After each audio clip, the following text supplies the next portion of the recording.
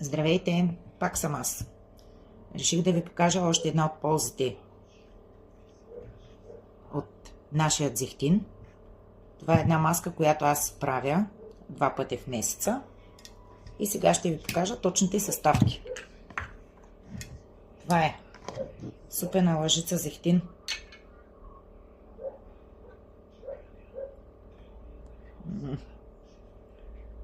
Сложих малко повечко.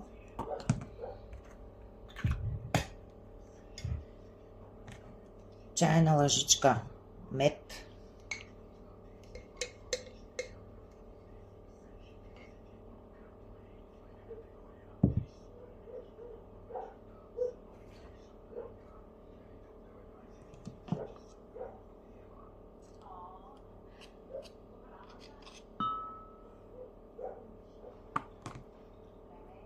А също така чайна лъжичка кисело мляко.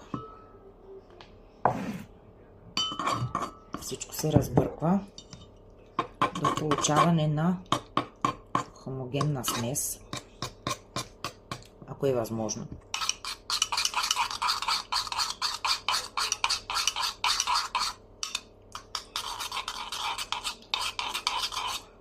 След което се нанася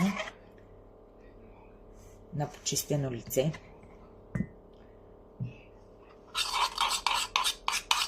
Зехтина омекотява и подхранва кожата. Медът хидратира и има антибактериален ефект. А киселото мляко успокоява и освежава.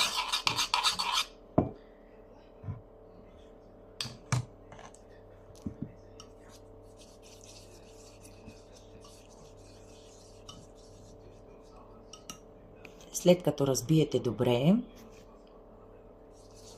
нанасяте на предварително почистено лице, изчаквате 15-20 минути и изплаквате с хладка вода.